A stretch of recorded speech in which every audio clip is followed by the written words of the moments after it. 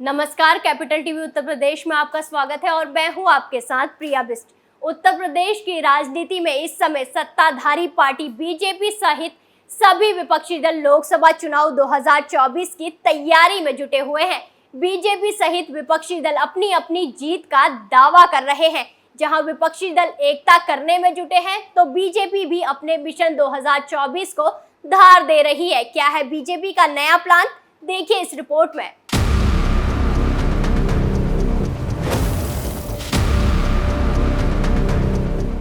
लोकसभा चुनाव 2024 के लिए बीजेपी उत्तर प्रदेश की सभी 80 सीटों पर जीत का दावा कर रही है।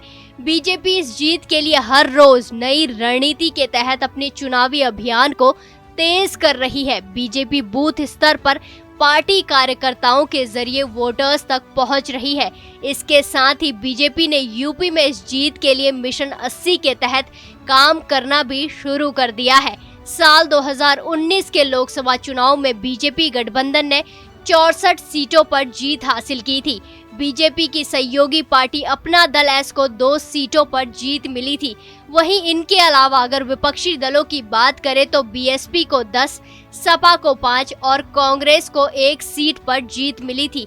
हालांकि अब देखना ये है कि विपक्षी दल साल 2024 के चुनाव में जनता को कितना लुभाते हैं।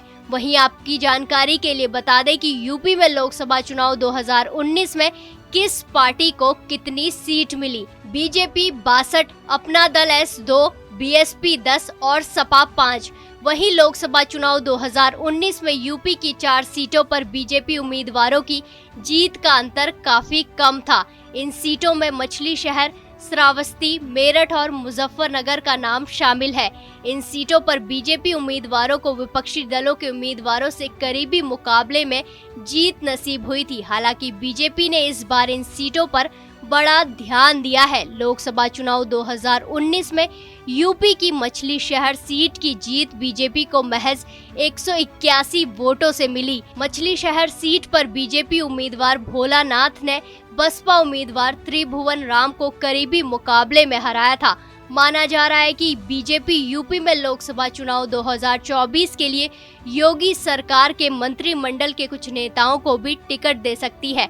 मतलब साफ है कि इस बार बीजेपी कुछ नए चेहरों पर भी दांव लगाना चाह रही है और इसके लिए योगी सरकार के मंत्रियों को मैदान में उतारना चाहती है।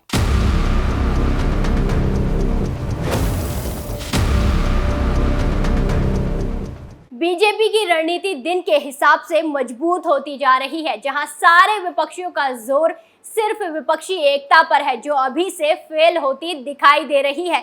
वहीं बीजेपी हर एक एंगल से रणनीति बना रही है, जिसमें पिछले लोकसभा चुनाव में हारी हुई सीटों पर सबसे ज्यादा फोकस है।